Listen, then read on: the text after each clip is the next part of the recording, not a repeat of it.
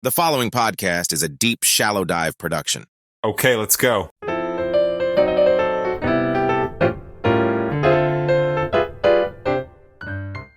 Happy Labor Day, everybody. I hope everybody is enjoying their long weekend and has the day off today. I am back, and this is Ray Dustar, and this is the Deep Shallow Dive. Today I'm going to do another quick episode because I did want to finish out on this term limits conversation. Man, this thing has really generated a lot of response from the audience, which is awesome, actually. And so I'm going to do a quick one today. Keep it under 10 minutes for sure, and just talk about some of the feedback and try and sort of go through that together and make some sense of it, and then provide some additional clarification. Because I will say, and again, I'm calling a spade on this, the visceral hate for Mitch McConnell was pretty universal. And what I mean by that is, God, it seems like obviously the Democratic people hate him, the folks that are Democrats, but so did most of my Republican friends. So that was pretty interesting. The visceral hate of Mitch McConnell was definitely consistent. Quick side note, I don't know if you got a chance to take a look at my trailer video, which was the first time I did some video. There is a character cartoon turtle that really is a dead ringer for Mitch McConnell. Like, it's insane how much this cartoon turtle looks like Mitch McConnell. So if you didn't get a chance to see the cartoon turtle that looks a lot like Mitch McConnell and overall wanted to check out the trailer video, that actually runs on Spotify. So if you listen through Spotify, you should see the video. But if you don't listen through Spotify, you listen through Apple or Google or wherever, then you can actually go to deepshallowdive.com and then go to the videos tab, and you will be able to see that trailer with some funny graphics and get to see Mitch McConnell as that character turtle, which seriously, I mean, dead ringer on that.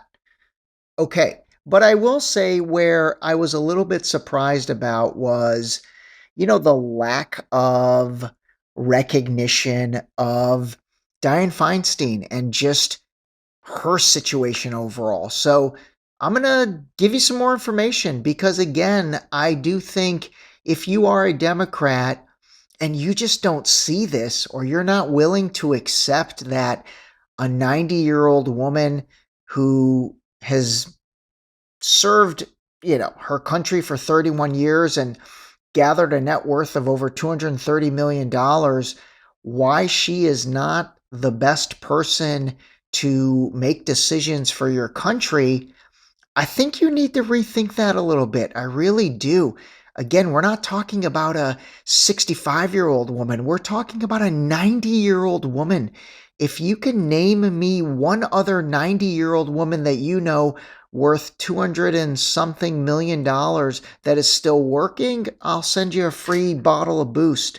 And then if you can name me another 90-year-old woman or man worth 200 and some odd millions dollars who is working in a major government role and has the ability to vote on major issues, I'll send you a lifetime supply. I mean it. This is pretty insane that people did not really want to, I guess, agree with this and did not want to say, no, she's not fit to serve. And so I'm going to prove to you why you're wrong on that and encourage you to think about it differently. You can't think about things just on your partisan lines. If you think McConnell's not fit, well, you have to agree that Dianne Feinstein is not fit. So basically, on August 8th, it came out that she had given up power of attorney to her daughter.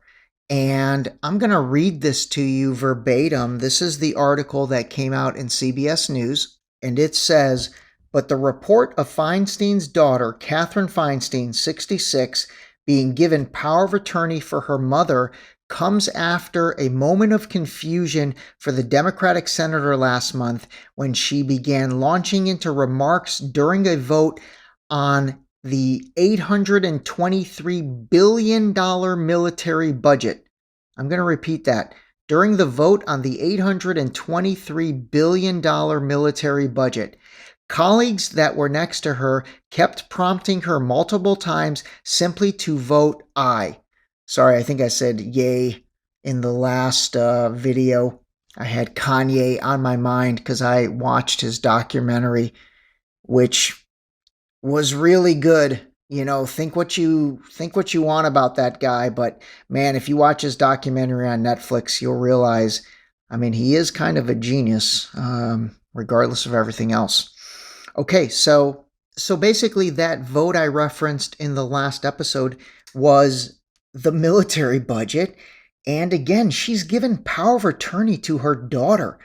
And so I just don't know how, with a right mind and conscience, anybody can say that she belongs in this role still, that she is still fit to be in the United States Senate. You know, you've got other senators like Dick Durbin saying, oh, it's great to have Dianne back. It's great to have her back on the floor.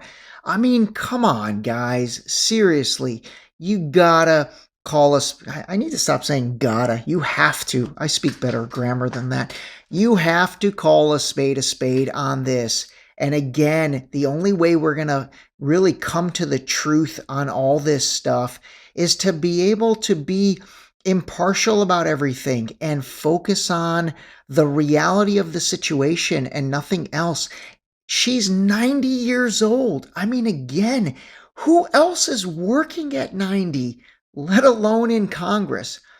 Anyway, I did want to share and bring that clarity and just say, yeah, I was surprised. I was surprised at the lack of, I guess, recognition from some of the people that I spoke to about Dianne Feinstein, where they were just visceral about McConnell. And again, I get the visceral hate part, but they were also like, oh yeah, he absolutely should retire. This is absurd. But then when I said, well, what about Feinstein? Like I said, it was just a lot of backtracking and a lot of, well, she's not as bad as McConnell. Anyway, I'm really glad this entire situation came up with this term limits, because it really does set the stage for, every other podcast that I'm going to do and just the overall tone of this show. And, over the weekend, I went back and I listened to all of my previous episodes because, I want to make sure I'm authentic in everything I say. And to be honest with you, when I graded myself, I thought overall I was pretty authentic. But I will say there were a couple times that, I was like, okay, Ray, you're posturing a little bit, and I'm going to try and not do that anymore. The only thing I'd ask of you guys is, just hear me out on everything. I mean, if it's not what you agree with, for example, maybe some of you that, again, continue to be staunch Democrats, maybe you're not loving what I'm talking about with Dianne Feinstein, but it just is. And if you can let yourself rise above and think about it, or actually do what I do a role reversal, pretend McConnell was Feinstein, I think you'd be ballistic about it. Ballistic. And so anyway, this is all growing pains, and it's all hopefully leading us in the right direction. All right, I'm going to wrap this up. I got a lot of more. I've got a lot more good topics coming up, including all of a sudden the resurrection of COVID. This is interesting to me. COVID's been like non-existent and dead for 2 years, and now all of a sudden you're starting to see a lot of noise again. We're in September. Okay, interesting. I'm also gonna further dive into really the role of the media and the relationship of the media. And when I say media, I'm talking about the mainstream media. And I'm going to give you some really good examples so you can see how the same news story is covered so differently by the different outlets. It's fascinating. You'll have the same exact story, and if you go to CNN or go to Fox, they cover it totally differently. And that's why you've got to go outside the norm and you've got to find your own information. All right, that's it, everybody. Enjoy the rest of your day. Have a great weekend, and we will talk to you soon. And remember, call a spade a spade. All right, out. This episode was brought to you by Boost Liquid Vitamins. Wake up, take your Boost, start your day. Drink your vitamins, build your immune system with Boost. Available on Boost.com.